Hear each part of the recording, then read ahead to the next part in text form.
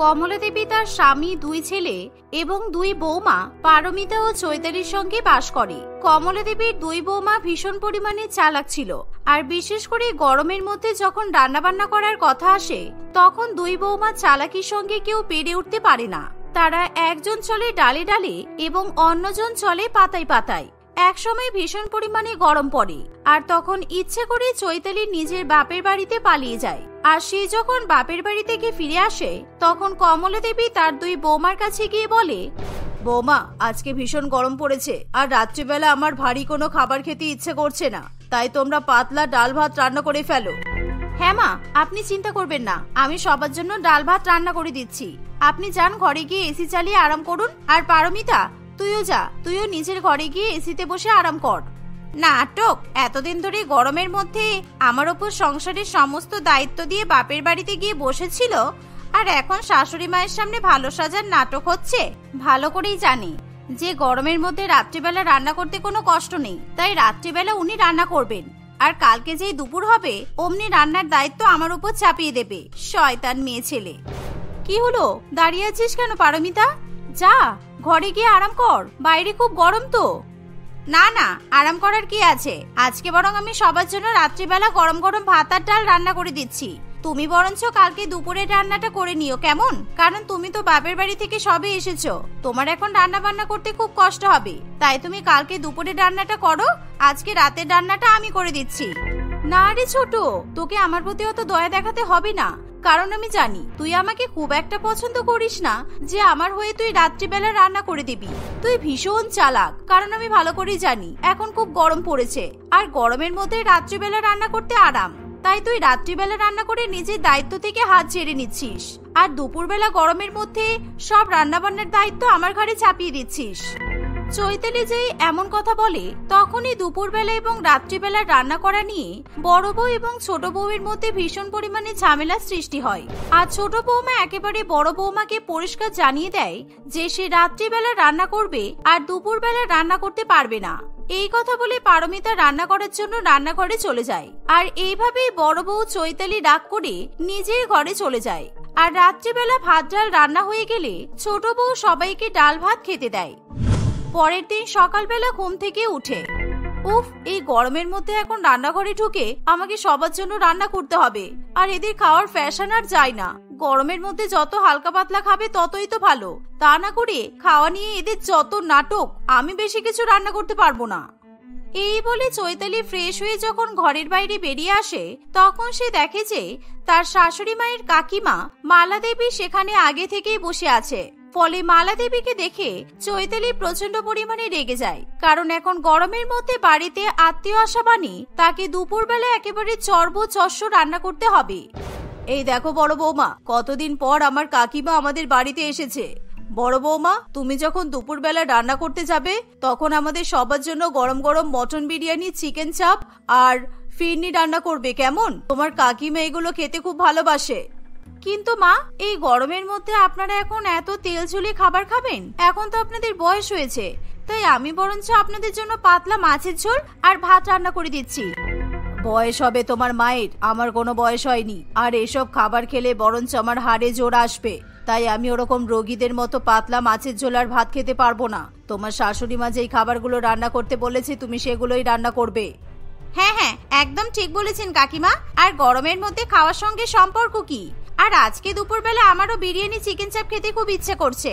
মালা কাকিমা এমনিতেই সন্ধ্যাবেলা বাড়ি ফিরে যাবে, তাই দিদি দুপুরবেলা তুমি এই খাবারগুলোই রান্না করে দাও, আর পারলে একটু সাথে আমের চাটনি করে নিও। আমের চাটনি তোকে খাওয়াচ্ছি, দাঁড়া। গরমের মধ্যে দুপুরবেলা রান্নাঘরে বেশি বেশি রান্না করতে দিয়ে আমাকে জব্দ করা? আমারও সময় আসবে, তখন আমিও তোর থেকে হাড়ি হাড়ি বদলা নেব, শয়তান মেয়ে। মনে মনে এই কথা বলে চৈতালি রান্নাঘরে চলে যায়, আর গরমের মধ্যে সে ঘেমে নিয়ে স্নান করে নিজের ঘাম মুছতে মুছতে সবার জন্য মটন বিরিয়ানি, চিকেন চাপ, আমের চাটনি এবং ফিরনি রান্না করে। এত রান্না করতে করতে তার মাথা একেবারে ঘুরে যায়, কিন্তু সে রান্নাঘর থেকে রেহাই পায় না। দুপুরবেলা বড় বৌমা যখন সবাইকে খেতে দেয় তখন সকলে মিলে সেই রান্না একেবারে চেটেপুটে খায়। এভাবেই দেখতে দেখতে সন্ধ্যা হয়ে আসে। সেই সময়, যাক, আজকে দুপুরবেলা ভালোই খেলাম, যা গরম পড়েছে, এখন আবার বাড়ি ফিরতে হবে। কিন্তু বাড়ি ফেরার কথা শুনে আমার তো গায়ে জ্বর আসছে, এই কমলা, আমি আসলাম, কেমন? তোরা ভালো থাকিস। এ কি কাকিমা, আপনি এখন কোথায় যাচ্ছেন? সবেমাত্র দুপুরের খাবার খেয়ে আপনি বাড়িতে চলে গেলে হবে? আজকে দুপুরবেলা ছোট আমার সঙ্গে গল্প করছিল, ও নাকি আপনার জন্য রাত্রিবেলা কুলচা, মটন কিমা, তার সাথে আমের আইসক্রিম, আর আপনি ওই যে কি একটা পায়েস খেতে ভালোবাসেন, ও হ্যাঁ সিমুই পায়েস, ও এই সমস্ত কিছু রান্না করে আপনাকে খাওয়াবে। তাই আপনার তো আজকে কিছুতেই বাড়ি ফিরে চলবে না। রাত্রিবেলা ডিনার করে আপনি তারপরেই বাড়ি ফিরতে পারবেন। এত ভালো খাবার দাবারের কথা শুনে মালা দেবীর জিভে একেবারে জল চলে আসে। কিন্তু এই কথা শুনে পারমিতা প্রচন্ড পরিমাণে তার বড় জায়ের উপর রেগে যায়। সত্যি ছোট বৌমা, তুমি রাত্রিবেলা আমার জন্য এত কিছু রান্না করবে বলে ঠিক করেছো? তাহলে আর যাই কি করে বলো? আজকে রাত্রিবেলা না হয় এখানেই থেকে যাই। কতদিন পর এসেছি, আর এই তো সকালবেলা এলাম, একদিন থাকলে কি মন ভরে? যাও ছোট বৌমা, রান্নাঘরে গিয়ে রান্না করো, আমি বরং তোমার শাশুড়ি মায়ের সঙ্গে গল্প করি। এই বলে মালা দেবী যেই সোফার উপর বসে পড়ে, তখনই ছোট বৌমা বড় বৌমার কানে কানে ঝগড়া লাগিয়ে দেয়। দিদি, আমি তোমাকে কখন বলেছি আমি রাত্রিবেলা এত বেশি বেশি খাবার রান্না করব? আর উনি তো দিব্যি বাড়ি চলে যাচ্ছিলেন, তুমি আবার এই মিথ্যা কথাগুলো বলে ওনাকে আটকালে কেন? আমি কিন্তু রাত্রিবেলা এত রান্না করতে পারবো না, তাই তোমাকে আমি বলে দিচ্ছি, যাও তুমি গিয়ে রান্না করো। না ছোট, আমি তো রাত্রিবেলা রান্না করতে পারবো না, কারণ দুপুরবেলা রান্না করার কোটা আমার কমপ্লিট হয়ে গেছে। আর তুই যখন দুপুরবেলা আমের চাটনি, বিরিয়ানি, চাপ, আঙুল চেটেপুটে খেলি, তখন তোর মনে পড়লো না যে দুপুরবেলা রান্না করতে আমার কষ্ট হয়েছে, তাই রাত্রিবেলা তোকে আমি ছেড়ে দেব? সেটা কি করে হতে পারে? তুই সবার জন্য এখন কুলচা, মটন কিমা রান্না করে নিয়ে আয়, যা। পারমিতা তার বড় জায়ের কথা শুনে প্রচন্ড পরিমাণে রেগে যায়, কিন্তু সে কিছুতেই রান্না করতে চায় না। আর পারমিতা কাঁদতে কাঁদতে সবার জন্য ময়দা মেখে কষ্ট করে গরমের মধ্যে ঘামতে ঘামতে কুলচা, মটন কিমা এবং তার সাথে পায়েস ও ঠান্ডা ঠান্ডা আমের আইসক্রিম তৈরি করে। গরমের মধ্যে পারমিতার ভীষণ কষ্ট হয়, কিন্তু তার কিছু করারও থাকে না। রাত্রিবেলা সমস্ত রান্না হয়ে গেলে সবাই একসঙ্গে বসে চেটেপুটে সব খাবার খেয়ে পরিষ্কার করে দেয়। এভাবেই প্রত্যেকদিন দুই বেলা রান্না করা নিয়ে দুই বৌমার মধ্যে একেবারে মতবিরোধের সৃষ্টি হয়। এই গরমের মধ্যে বাইরে একেবারে রোদের তাপ, তার উপরেই রান্নাঘরে ঢুকে দুপুরবেলা রান্না আমার একদমই ভালো লাগে না। আর আমার ছোট যাও তো খুবই বদমাইশি শুরু করেছে, বদমাইশ মেয়ে একটা। অন্যদিকে পারমিতাও রাত্রিবেলা রান্না করতে করতে একই কথা ভাবতে থাকে, কারণ সত্যিই তাদের দুই বৌমার মধ্যে সবসময় একটা প্রতিযোগিতা চলে। এই গরমের মধ্যে দুপুরবেলা যদি সবাই মাংস খেতে চায়, আর বড় বৌমাকে মাংস রান্না করতে হলে ছোট বৌমাকেও সেদিন গরমের মধ্যে মাংস রান্না করতে হয়। ফলে দুই বেলা মাংস খাওয়া হয়ে যায়। আর এক বেলা মাছ রান্না করা হলে রাত্রিবেলাতেও তাদের বাড়িতে মাছ রান্না করা হয়। এভাবেই দেখতে দেখতে কিছুদিন কাটে। একদিন, শোনো, আজকে দুপুরবেলা কিন্তু আমি রান্না করতে পারবো না। তোমার ছোট ভাইয়ের বউ কিন্তু খুব বাড়াবাড়ি করছে, কারণ ও আজকে দুপুরবেলা তোমার মায়ের মাথায় ঢুকিয়ে দিয়েছে আজকে ভালো করে লাল শাক ভাজা আর ইলিশ মাছের ভাপা রান্না করতে হবে। তাই চলো আজকে দুপুরবেলা আমরা সবাই মিলে রেস্টুরেন্টে গিয়ে খেয়ে আসি। তোমার মাথা কি খারাপ হয়ে গেছে নাকি চৈতালি? এই গরমের মধ্যে বাইরে রোদ দেখেছো? এই দুপুরে রোদে সবাই মিলে আমরা এখন রেস্টুরেন্টে খেতে যাবো? দুপুরবেলার খাবারটা তুমি রান্না করে দাও, আমরা না হয় রাত্রেবেলা গিয়ে রেস্টুরেন্টে খেয়ে আসবো। ঝাঁটা মারবো তোমাকে। রাত্রিবেলা তো ছোট রান্না করার পালা, তখন ওকে দিয়ে রান্না না করিয়ে আমরা সবে ওর সুবিধার জন্য রেস্টুরেন্টে খেতে যাব? না, আমরা দুপুরবেলাতেই রেস্টুরেন্টে খেতে যাব, তাহলে আমাকে আর কোনো রান্না করতে হবে না। চৈতালির কথা শুনে পরিতোষ ভয় পেয়ে যায়, কারণ সে যদি এখন তার বউয়ের কথা না শোনে তাহলে তার কপালে ঝাঁটা জুটবে। তাই পরিতোষ তার মাকে গিয়ে জানিয়ে দেয় যে দুপুরবেলা সে সবাইকে রেস্টুরেন্টে খেতে নিয়ে যাবে।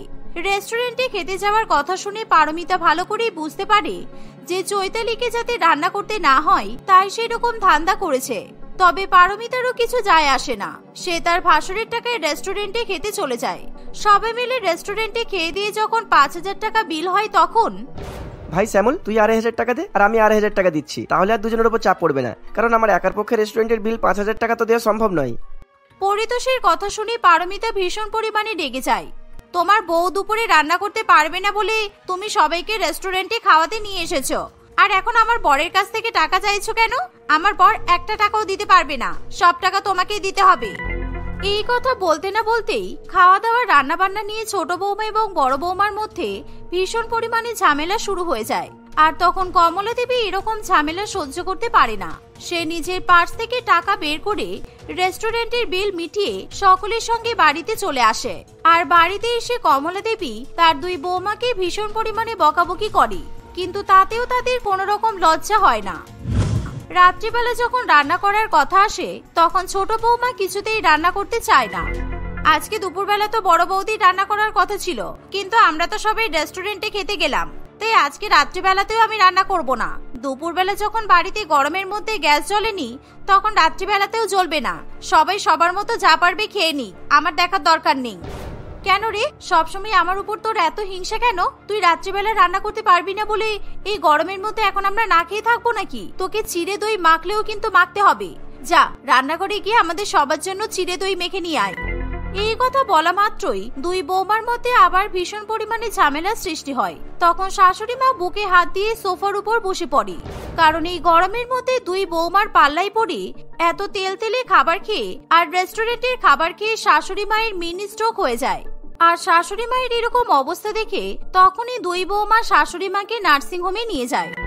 আপনারা আপনাদের বৃদ্ধা মায়ের শরীরের আর কিডনির কি অবস্থা করেছেন?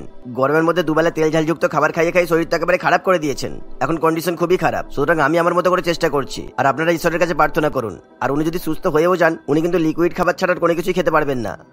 ডাক্তারবাবুর কথা শুনে দুই বৌমা নিজেদের ভুল বুঝতে পারি আর তারা তাদের শাশুড়ি মায়ের কাছে ক্ষমা চায়।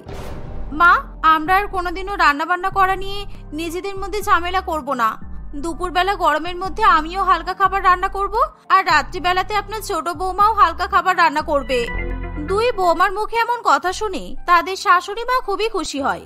আর সেদিনের পর থেকে দুপুরবেলা বড় বৌমা গরমের মধ্যে হালকা পাতলা খাবার রান্না করে, অন্যদিকে ছোট বৌমাও রাত্রিবেলা সবার জন্য হালকা পাতলা খাবার রান্না করে। এভাবে দুই বৌমার মধ্যে রান্না নিয়ে গরমকালে কোনো রকমের সমস্যার সৃষ্টি হয় না। আচ্ছা দিদি, আজকে আমাদের বাড়িতে কোন মাসি আসবে বলো তো? মা সকাল থেকে এতটা উতলা হয়ে পড়েছে।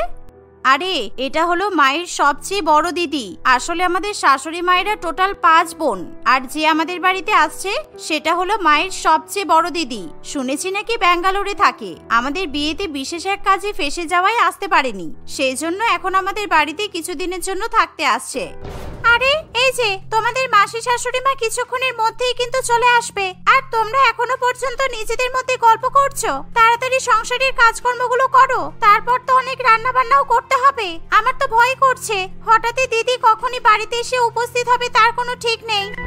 নিজেদের শাশুড়ি মাকে এতটা চিন্তিত দেখে সঙ্গীতা এবং পিয়ালি দুজনেই প্রচন্ড পরিমাণে অবাক হয়। তাই তাড়াতাড়ি করে তারা বাড়ির কাজকর্মগুলো করে নেওয়ার চেষ্টা করে। কিছুক্ষণের মধ্যেই বাড়ির কলিং বেল বেজে ওঠে। সঙ্গীতা এবং পিয়ালি তখন দুজনেই রান্নাঘরে ব্যস্ত থাকায় দরজা খুলতে তাদের একটু বেশি সময় লেগে যায়। দরজা খুলে সঙ্গীতা এবং পিয়ালি তাদের মাসি শাশুড়ি মা গায়ত্রী দেবীকে দেখতে পায়। সবার আগে তারা গায়ত্রী দেবীকে প্রণাম করে বলে, মাসিমণি আপনি কেমন আছেন? চলুন না, বাড়ির ভেতরে চলুন। আমরা অনেকক্ষণ থেকে আপনার জন্য অপেক্ষা করছিলাম। আপনার আসতে কোনো অসুবিধা হয়নি তো? সেই ব্যাঙ্গালোর থেকে আমি কলকাতা পর্যন্ত এলাম, সারা রাস্তাতে তো আমার কোনো অসুবিধা হয়নি, কিন্তু সবচেয়ে বেশি অসুবিধা হয়েছে তোমাদের বাড়ির দরজার সামনে আসার পর। কলিং বেল বাজিয়েই চলেছি, দরজা খোলার নাম নেই। তোমরা বাড়িতে দুটো বৌমা থাকতে দরজা খুলতে এতক্ষণ সময় লাগে? কি এমন কাজে ব্যস্ত ছিলে তোমরা? গায়ত্রী দেবীর মুখে এমন তীক্ষ্ণ এবং ঝাঁঝালো কথা শুনে সঙ্গীতা এবং পিয়ালি দুজনেই প্রচন্ড পরিমাণে অবাক হয়।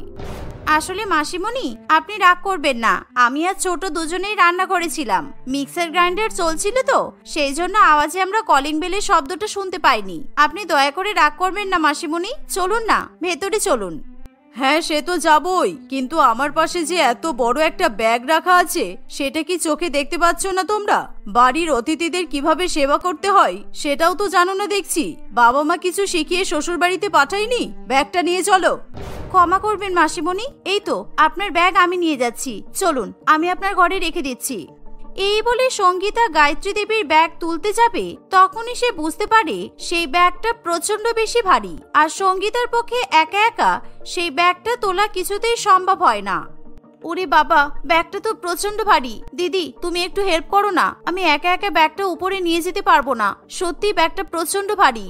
এই বলে সঙ্গীতা এবং পিয়ালি দুজনে মিলে একসঙ্গে সেই ব্যাগটা তুলে নেয়। আর এই দেখে গায়ত্রী দেবী বলে, বাবা, তোমাদের কি গায়ে কোনো জোর নেই?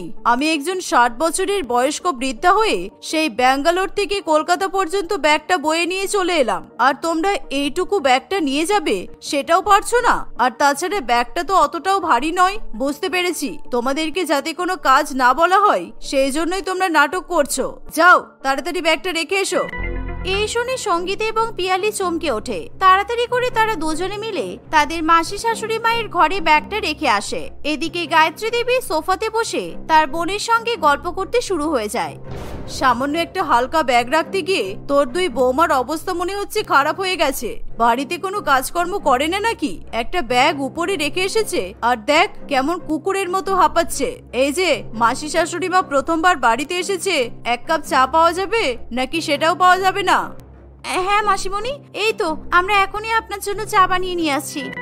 এই বলে সঙ্গীতা এবং পিয়ালি দুজনেই রান্নাঘরের দিকে যেতে যাবে, তখনই গায়ত্রী দেবী আবার চিৎকার করে ওঠে। এই, তোমরা দুজনে মিলে কোথায় যাচ্ছ? তোমরা কি একে অপরকে ছাড়া কোনো কাজ করতে পারো না? 1 কাপ চা করার জন্য বুঝি দুজনকে যেতে হবে? বড় বৌমা, তুমি চা করে নিয়ে এসো, আর ছোট বৌমা তুমি আমার পা টিপে দাও। এতটা রাস্তা জার্নি করে আমার পা প্রচন্ড ব্যথা করছে। এই শুনে পিয়ালি তার মাসি শাশুড়ি মায়ের জন্য চা করতে চলে যায়, আর সঙ্গীতা গায়ত্রী দেবীর পা টিপতে বসে পড়ে। আর যাই বলিস না কেন লতা, তুই শুধুমাত্র দেখতে সুন্দর সুন্দর বৌমা নিয়ে এসেছিস। তোর বৌমারা কিন্তু কোনো কাজের নয়, এদের গায়ে কোনো বল শক্তি বলে কিচ্ছু নেই। দেখ না, একজন চা করতে গেল, 10 মিনিট হয়ে গেল, এখনো পর্যন্ত চা করে উঠতে পারলো না। আর এই যে ইনি, এই মহারানীর তো গায়ে কোনো শক্তিই নেই। এই, তুমি বাড়িতে খাবার খাও না নাকি? এত আস্তে আস্তে আমার পা টিপছো, যেন মনে হচ্ছে আমার পায়ের উপর থেকে পিঁপড়ে হেঁটে হেঁটে চলে যাচ্ছে। জোরে জোরে টেপো। এই শুনে সঙ্গীতা গায়ের জোরে গায়ত্রী দেবীর পা টিপতে শুরু করে। বাবারে বাবা, বুড়ি তো একেবারে ধানি লঙ্কা। যখনই চিৎকার করছে আমি একদম চমকে উঠছি। এত জোরে জোরে পা টিপছি, তবুও নাকি বুড়ির আরাম লাগছে না। মনে হচ্ছে একটা হাতুড়ি নিয়ে এসে বুড়ির পায়ে হাতুড়ি দিয়ে আঘাত করি, তাহলে যদি একটু বুড়ির আরাম হয়। সঙ্গীতের মতো অন্যদিকে পিয়ালিও ভালো মতো চাপের মধ্যেই থাকে। এই গ্যাস সিলিন্ডারও এখনই শেষ হওয়ার দরকার ছিল। চা করতে কতটা দেরি হয়ে গেল। সামান্য দরজা খুলতে 1 মিনিট দেরি হয়েছে বলে বুড়ি কত কথা শোনালো। ভালোভাবে প্রস্তুত হয়ে যায়, এবার আমাকেও অনেক কথা শুনতে হবে। এই বলে পিয়ালি তার মাসি শাশুড়ি মায়ের জন্য চা এবং জলখাবার নিয়ে যায়। এ বাবা, চায়ে কেউ এত মিষ্টি দেয়? এই, তুমি তো চাটা পুরো মিষ্টি মধু করে ফেলেছো। লতা, তোর বৌমাকে তুই বলে রাখিসনি আমার এমনিতেই সুগার আছে, এত মিষ্টি দেওয়া চা বানিয়েছে? এই চা খেলে তো একদিনেই আমার সুগার লেভেল হাই হয়ে যাবে। তারপর দেখা গেল তোমাদের বাড়িতে ঘুরতে এসে আমাকে হসপিটালের বেডে গিয়ে শুয়ে থাকতে হচ্ছে। ক্ষমা করবেন মাসিমণি, আসলে আপনার যে সুগার আছে আমি এটা সত্যিই জানতাম না। ঠিক আছে, আমি আপনার জন্য আবার চা করে নিয়ে আসছি। এই বলে পিয়ালি আবার চা করতে চলে যায়। দেখতে দেখতে এভাবে প্রায় 1 সপ্তাহ কাটে। গায়ত্রী দেবী একইভাবে প্রত্যেকদিন বাড়ির সকলের উপর চিৎকার চেঁচামেচি করতে থাকে। আর বিশেষ করে সঙ্গীতা এবং পিয়ালিকে গায়ত্রী দেবী অনবরত নানান রকম কটু কথা শোনায়। এর ফলে সঙ্গীতা এবং পিয়ালিও তাদের শাশুড়ি মায়ের মতো প্রচন্ড পরিমাণে বিরক্ত হয়ে পড়ে। একদিন সন্ধ্যাবেলা সংসারের সমস্ত কাজকর্ম করার পর সঙ্গীতা এবং পিয়ালি দুই বৌমা টিভি দেখতে বসে পড়ে। তখনই সেখানে গায়ত্রী দেবী এসে বলে, কি হলো, তোমাদের কি কোনো কাজকর্ম নেই? সন্ধ্যা হতে না হতেই টিভি চালিয়ে বসে পড়েছো। বাড়ির কোনো কাজকর্ম তো ঠিক করে করতে পারো না। ফাঁকা সময় নষ্ট না করে বাড়ির কাজকর্মগুলো তো ঠিকঠাক ভাবে শিখতে পারো। দাও, আমাকে রিমোটটা দাও, আমি এখন বউ শাশুড়ির ঝগড়া সিরিয়াল দেখবো। কি হলো, দাও। এই শুনে ভয়ে ভয়ে পিয়ালি গায়ত্রী দেবীকে রিমোটটা দিয়ে দেয়। যাই বলো না কেন, তোমাদের বাড়ির টিভিটা কিন্তু বড্ড ছোট। আসলে আমার বাড়ির টিভিটা অনেক বড়। বড় টিভি দেখে অভ্যাস হয়ে গেছে তো, তাই এই ছোট টিভি যেন চোখে ধরছে না। কিন্তু আমাদের তো টিভি নিয়ে কোনো সমস্যা নেই মাসিমণি, আমরা এরকম টিভি দেখতেই অভ্যস্ত। আর তাছাড়া আমাদের স্বামীদের যেরকম ইনকাম হবে সেরকম ভাবেই তো আমাদেরকে চলতে হবে, বলুন। হ্যাঁ হ্যাঁ, আঙুর ফল টক আর কি। বাড়ির কাজের বেলায় নেই তোমরা, শুধু বড় বড় কথা বলতে জানো আর লেকচার ঝাড়তে জানো। আমি যে টিভি দেখতে বসলাম, তোমরা সেটা দেখতে পেয়েছো তো? কি করতে হবে তোমাদেরকে এখন? বলো, তোমাদের এখন কি করা উচিত? কি করতে হবে মাসিমণি? ও হ্যাঁ, বুঝতে পেরেছি, আপনার পা টিপতে হবে, তাই তো? দিদি, আজকে কিন্তু মাসিমণির পা তুমি টিপে দেবে, কারণ এমনিতেই আমার গায়ে জোর নেই। আর আমি পা টিপে দিলে মাসিমণি একটু আরাম পায় না। আরে আমি পা টিপে দেওয়ার কথা বলিনি। সিরিয়াল দেখার সময় আমার কিছু না কিছু খাবার চাই। বাড়িতেও আমি যখন টিভি দেখতে বসি তার আগেই আমার বৌমা আমার জন্য কিছু না কিছু খাবার রেডি করে রাখে। যাও আমার জন্য ঝাল ঝাল করে চিকেন চাউমিন বানিয়ে নিয়ে এসো। দেখো চাউমিন বানাতে বানাতে আবার আমার সিরিয়াল যেন শেষ না হয়ে যায়। গায়ত্রী দেবীর কথা শুনে সঙ্গীত এবং পিয়ালি দুজনেই রান্নাঘরের দিকে চলে যায়। তারা যেন যুদ্ধ জয় করার মতো লড়াই করে দ্রুত গতিতে চাউমিন বানিয়ে রেডি করে। আর গায়ত্রী দেবী চাউমিন খেতে খেতে টিভি দেখতে থাকে। দিদি দেখো না, সেই সন্ধ্যা 6টার সময় টিভি দেখতে বসেছে, 10টা বেজে গেল, বুড়ি এখনো পর্যন্ত তো উঠছেই না। এই বুড়ির এত টিভি দেখার নেশা বলো তো? নিজে বুড়ি হয়ে 4 ঘন্টা 5 ঘন্টা ধরে টিভি দেখতে পারে, তাতে কোনো অসুবিধা নেই। আর আমরা বাড়ির বউ বলে আমাদের কি টিভি দেখার কোনো অধিকার নেই বলো? এভাবেই দেখতে দেখতে প্রায় 1 মাস কেটে যায়। সঙ্গীতা, পিয়ালি, বাড়ির ছেলেরা এবং লতা দেবী সকলেই এবার গায়ত্রী দেবীর বাড়িতে ফিরে যাওয়ার জন্য অপেক্ষা করতে থাকে। কিন্তু গায়ত্রী দেবী কিছুতেই বাড়ি ফিরে যাওয়ার নাম করে না। একদিন বাড়ির ছোট ছেলে এবং ছোট বৌমা তাদের বিবাহবার্ষিকী উপলক্ষে বাইরে খেতে যাবে বলে ঠিক করে। তারা তৈরি হয়ে যখন বাড়ি থেকে বেরোতে যাবে তখনই, কিরে সঞ্জয়, আর এই যে বৌমা, তোমাদের কি সামান্য লজ্জা বলে কোনো জিনিস নেই? আজকে তোমাদের 1 বছরের বিবাহ বার্ষিকী, তোমরা দুজনেই ঢ্যাং ঢ্যাং করে বাইরে খেতে চলে যাচ্ছ। বাড়িতে যে এতজন মানুষ আছে, সবচেয়ে বড় কথা আমি তোমাদের বিশেষ অতিথি, আমাদেরকে না নিয়ে তোমরা একা একা বাইরের রেস্টুরেন্টে খাবার খেতে চলে যাচ্ছ। আমাদের সবাইকে নিয়ে যেতে হবে, না হলে তোমরা কোথাও যেতে পারবে না। এই শুনে সঙ্গীত এবং সঞ্জয় দুজনেই ভয় পেয়ে যায়। না না, আসলে মানে মাসিমণি, আমরা তো তোমার কাছে এটাই বলার জন্য এলাম যে আজকে আমরা সবাই মিলে একসঙ্গে বাইরে খেতে যাব। চলো তাড়াতাড়ি তৈরি হয়ে নাও। সঞ্জয় এবং সঙ্গীতের কাছে কোনো উপায় না থাকায় তারা বাড়ির সকলকে নিয়েই বাইরের রেস্টুরেন্টে খেতে যায়। সেখানে গিয়ে গায়ত্রী দেবী একের পর এক দামি দামি খাবার অর্ডার করতে থাকে। এই যে ওয়েটার, একবার এদিকে এসো তো। আমার জন্য চিকেন বিরিয়ানি, মটন বিরিয়ানি, শাহি পনির, চিকেন বাটার মশালা, মটন রেজালা, বাসন্তী পোলাও, ফ্রাইড রাইস, ভেটকি মাছের পাতুরি, কাতলা মাছের কালিয়া, ডিম ভাপা, সর্ষে ইলিশ, আর যা যা তোমাদের রেস্টুরেন্টে ভালো ভালো খাবার আছে সব নিয়ে এসো, যাও। গায়ত্রী দেবীকে এত খাবার অর্ডার করতে দেখে সঞ্জয় এবং তার পরিবারের সকলেই প্রচন্ড পরিমাণে চাপে পড়ে যায়। এমনকি সঞ্জয় বারে বারে নিজের মানি ব্যাগ চেক করতে থাকে। এমন সময় হঠাৎ করে গায়ত্রী দেবীর একটা ফোন আসে, আর সে ফোনে কথা বলার জন্য বাইরে যায়। তখনই সে লক্ষ্য করে ওই রেস্টুরেন্টের ম্যানেজার 3-4 জন গরিব ক্ষুধার্ত বাচ্চাদের সঙ্গে বাজে ব্যবহার করছে। এই যা, ভাগ এখান থেকে, ভাগ বলছি। ফ্রিতে খাওয়ার জন্য এসেছে, ফ্রিতে খাবার খাওয়া তো দূরের কথা, রেস্টুরেন্টে তোরা ঢুকতে পর্যন্ত পারবি না। গরিব ভিখারি কোথাকার, পালা এখান থেকে। এই দেখে গায়ত্রী দেবী প্রচন্ড পরিমাণে রেগে যায়, আর সে ওই ম্যানেজারের সঙ্গে ঝগড়া করতে শুরু করে। এই যে অসভ্য লোক একটা, আপনার লজ্জা করছে না এভাবে ছোট ছোট গরিব বাচ্চাদের সঙ্গে কথা বলতে? তোমাদের মতো নির্লজ্জ ব্যক্তির রেস্টুরেন্টে আসাই আমাদের ভুল হয়ে গেছে। এই যে বাচ্চারা, তোমরা আমার সঙ্গে চলো চলো। এই বলে গায়ত্রী দেবী সেই বাচ্চাগুলোকে নিয়ে রেস্টুরেন্টের মধ্যে ঢুকে আসে। এই যে ওয়েটার, এই বাচ্চাগুলো যা যা খাবার খেতে চাই এদেরকে দাও, এদের বিল আমি দেব। আর বাবা সঞ্জয়, তুই বারবার তোর মানি ব্যাগ চেক করিস না, কারণ আজকে রেস্টুরেন্টের সব বিল আমি দেব। আজকে আমার ছেলে বৌমার বিবাহ বার্ষিকী বলে কথা, সেই জন্য আমি খুব খুশি। আজকের এই সেলিব্রেশন কিন্তু আমার তরফ থেকে। এই শুনে সঞ্জয় এবং তার পরিবারের সকলেই খুবই খুশি হয়। গায়ত্রী দেবীর এরকম ভালো আচার ব্যবহার দেখে সঙ্গীত এবং পিয়ালি বুঝতে পারে গায়ত্রী দেবী একেবারে নারকেলের মতো। অর্থাৎ গায়ত্রী দেবীর আচার আচরণ দৃষ্টিকটু বলে মনে হলেও তার মনটা একেবারেই নরম।